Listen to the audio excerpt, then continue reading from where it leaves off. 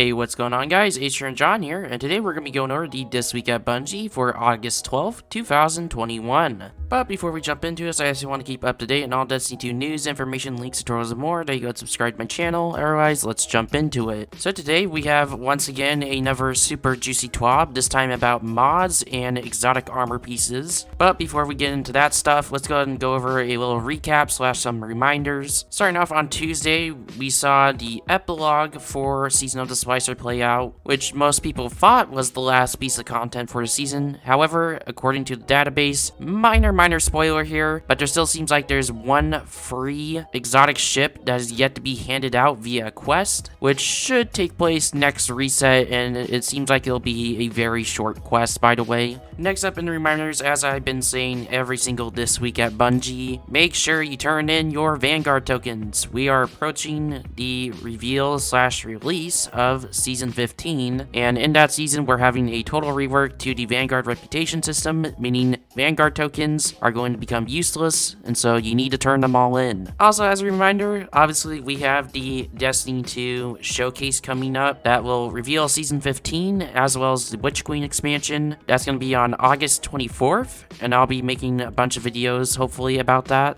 Lastly, for reminders, I think it was earlier this week, I want to say on Monday, the actual Destiny 2 Twitter account put out a tweet stating that if they hit a certain like goal, that they would show us the next season's champion mods. Obviously, we hit that, and so here's the champion mods. We're going to have anti-barrier auto rifle, unstoppable pulse rifle, unstoppable sidearm, unstoppable linear fusion and fusion rifle, and overload bow. They also ended up having a follow-up tweet where they ended up stating, they say the pen is mightier ... but in this case we got overloaded. If you're wondering, that phrase should be the pen is mightier than the sword, and obviously with the overloaded there, that means we're gonna get overload sword. Anyways, that wraps it up for the reminders, so let's go ahead and talk about the sandbox tuning. Starting off here, we got controller sensitivity and traction. If you don't know what the traction mod does, it essentially increases sensitivity, which is super duper important when playing on next gen consoles or using controller on mouse and keyboard. So anyways, they added a sprint turn speed scaler option that allowed values go from 0.3 to 0.8, and they removed the traction mod. They also added additional controller sensitivity options. 1 to 10 sensitivity is the same as before, and 11 to 20 increases over that. They also lastly added an ADS sensitivity modifier that allows values from 0.5 to 1.5. Next up, let's go ahead and talk about super regen exotics. Obviously, in a lot of endgame content, they are must-have picks, because more supers the better. With that being said, with the Shards of Galanor, they increase the amount of super granted per hit, but the super regain is now capped at 50%. Ursa Furiosa, they capped the amount of super energy you can regain at 50%. The Skull of Dire Ahamkara, they increase the amount of super refunded per kill, but they capped it at 50%. Phoenix Protocol also got capped at 50%, and Storm Dancer's Brace now also refunds up to 50% of your super energy after the super ends based on the number of kills. And lastly, with the Geomag stabilizers, they removed the sprint to top off your super portion, because obviously that was super annoying PvP. And if they took away the part that extends your chaos reach, then it would not be that fun in PvE. If you're wondering how bad these nerfs are gonna be, well, you can go ahead and take a look at it right now in game with the Hunter Tever exotic, that being Orpheus Riggs. Yeah, Orpheus Riggs got the same treatment several years ago. Moving on in the exotic armor section, we got some retunes and reworks. Starting off with the Hunter boots, that being the Bombardiers. The bomb now has a secondary effect based on your subclass type: blind for arc, burn for solar, slow for stasis, and suppress for void, and the suppression will not affect a guardian in super. Next up with the Graviton forfeit helmet, they increase the bonus invisibility duration. The melee regeneration speed now increases based on the number of enemies near you, and while you are invisible, your recovery is greatly increased and your weapons reload more quickly. And lastly, with the Lucky Pants exotic boots, they added intrinsic hand cannon holster mod. Replace previous functionality with the following: when you are ready, a fully loaded hand cannon that deals kinetic damage or damage matching your subclass energy type for a short time. Each hit against a combatant from that hand cannon increases the damage of the next shot. No Hawkmoon won't be able to one-shot a raid boss, and they did confirm that this damage boost is PvE only. If you're wondering what a hand cannon holster mod is, well, it's a new type of mod coming next season that we'll get into a little bit here. Next up, with the Titans, with the Precious Scars exotic, it will now also create a burst of healing and bonus recovery around you whenever you kill an enemy with a weapon whose damage type matches your subclass type. And with the Icefall Mantle exotic, they removed the slower class ability Recharge Scaler. And finally, for the Warlocks, starting off with the Variety's Baral helmet, they changed to trigger when you get a weapon kill that matches your subclass energy type, and they increase grenade damage bonus to 20% per stack instead of 10%. Kinda strange considering it's one of the most used Warlock exotics at the moment. Next up, with the Stag helmet, it now grants damage reduction to allied guardians standing in your rifts, that being 25% for PvE and 15% for PvP. And lastly, with the Promethean Spur exotic, it has additional functionality. While standing in your rift, solar weapon kills give you class ability energy, and when your class ability energy is full, solar weapon kills consume that energy and spawn a combination healing / empowering rift at the target's location. I find it very interesting that the Stompy's Hunter exotic boots and the Dune Marchers exotic boots managed to escape this balance patch. Hopefully in the mid-season patch, those two exotics in particular are addressed for PvP. Next up, let's go ahead and talk about mods. First up, with the ammo finders, you now have an increased chance to spawn ammo on kills with primary weapons, and a further increased chance with exotic primaries. Then, with the scavenger mods, multiple copies of the same scavenger mod type will no longer stack. And lastly here, we got the brand new type of mod, that being the holster mods. This is a new type of leg armor mod that will gradually reload stowed weapons of the matching type over time. They go on to note that multiple copies of the holster mod of the same type will increase the rate ammo is reloaded, and every single weapon type, it seems, is going to be getting holster mods except for rocket launchers, breech loaded grenade launchers, and bows, because apparently weapons with a magazine size of 1 will mess with it, and hand cannons will exclude Ariana's Val. Basically, for all the dumb people out there, this is basically going to be the perk reconstruction from the Deepstone Crypt raid, except it's a lot worse because it caps out at your magazine limit and will most likely be slower. Next up, let's talk about Warmind cells. This is coming from like 50 miles away. Starting off with the base Warmind cells, they reduce the radius of explosion / effect range of Warmind cells from 10 meters down to 6 meters. They also reduce the damage of the explosion of Warmind cells, was 200 to 400, is now 50 to 250. Yikes, that's a big damage decrease there. Next up, with the Global Reach Warmind Cell mod, they increased the mod cost of Global Reach to 3, and they also reduced the amount of radius increase, was 20, is now going to be 10 meters. Then with the Cellular Suppression Warmind Cell mod, they reduced the duration of the suppressing effect while using Cellular Suppression, was 3 seconds, now it's 2 seconds. And finally, with the Wrath of Rasputin Warmind Cell mod, they reduced the bonus solar damage. Previously was 100 to 200, now 25 to 100. Huge nerf. That's also not all with the combat mods. With Elemental Wells, first up, with the Elemental Armaments, it now has an increased chance to spawn a Elemental Well based on the tier of enemy defeated. And with the Font of Might's Elemental Well mod, the base duration has been increased to 10 seconds and increased the damage bonus provided from 10% to 25%. Moving on in TWAB, we have some new Iron Banner stuff to look at. First up, we got two brand new weapons, the Forge's Pledge Pulse Rifle and the Peace Bond Sidearm, which I have to say, visually, they look pretty good. And considering the markings on them, I would assume they also have the same fire effect that you get while using the Reese Walker and Archon's Thunder in Iron Banner. But that's not all, because for the first time, I think since Shadowkeep, we have brand new Iron Banner armor finally, the Iron Forerunner set. As you can see, it's kind of yak themed, which if that rings a bell, if you remember checking out some of my older leak vids, the Iron Banner armor set being yak themed was one of the big points for the leaks.